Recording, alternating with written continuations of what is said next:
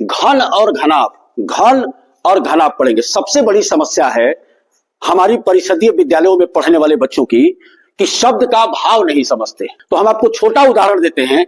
अगर मैं कहूं मिठाई, तो सबके सामने एक तस्वीर बन रही है मिठाई की ना, बनती है।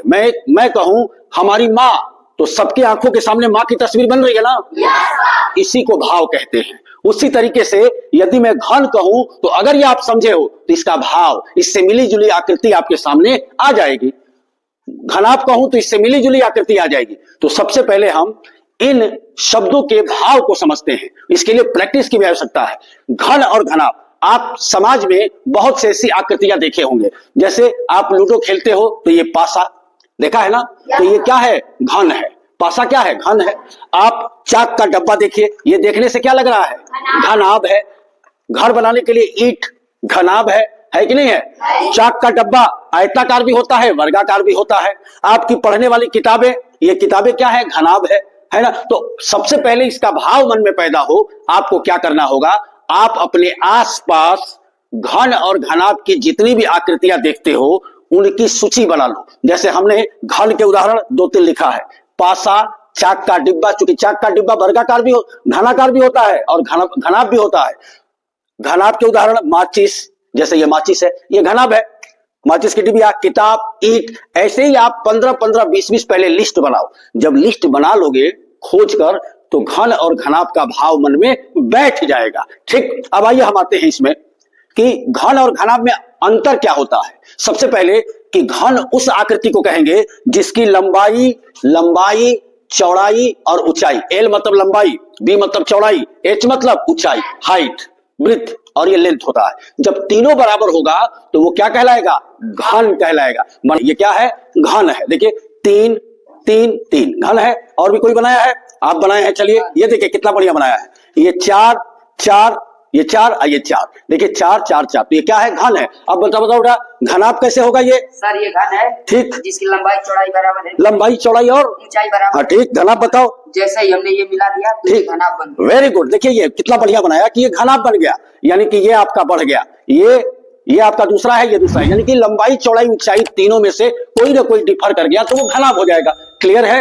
अब आते हैं हम इस पे। इनमें कोर एक शब्द आता है। कोर कितने हैं? तो 12। कैसे कोर समझेंगे जरा देखना बेटा ध्यान से। 1, पीछे वाला 2 3 4, नीचे 4 कोर और ऊपर 4 कोर, और ये बाकी ये कार्नर का ये चारों खंभे की तरह ये 4, 12 कोर होता है। क्लियर है? पहचान लोगे, कमरे में भी देख सकते हो।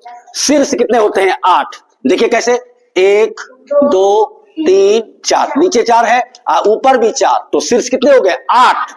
अब सबसे इंपॉर्टेंट है फलक को पहचानना। फलक कितना होता है? 6।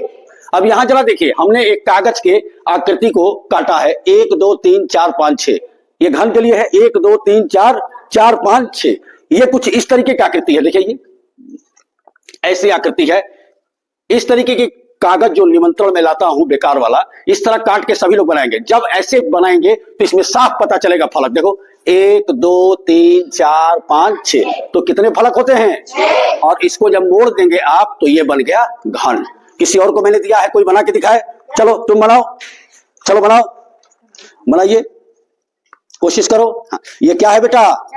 ऊपर करके दिखाओ ऐसे, ये घनाभ हो गया, क्योंकि इसमें देखो सब कुछ बराबर है, इसमें बराबर है। और किसी के पास है? बनाओ बेटा, तुम भी बनाओ।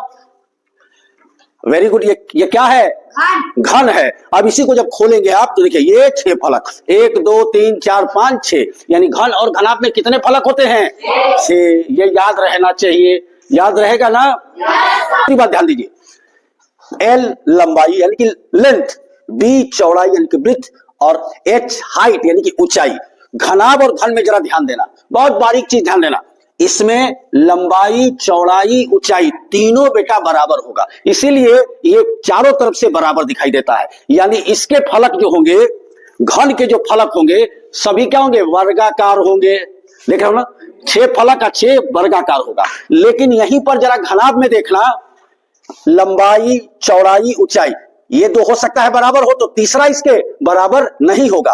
अगर ये दोनों बराबर है तो तीसरा हो सकता है कि इसके साथ बराबर हो, या हो सकता है तीनों अलग अलग हो। आई बात। इस घन और घनाभ पर गणित में जो सूत्र आता है उससे क्या निकाला जाएगा, तो निकाला जाता है क्षेत्रफल और आयतन, दो चीज निकालना है। अगली कक्षा में हम इस पर आधारित सूत्रों को जानेंगे और उस पर सवाल करेंगे। धन्यवाद।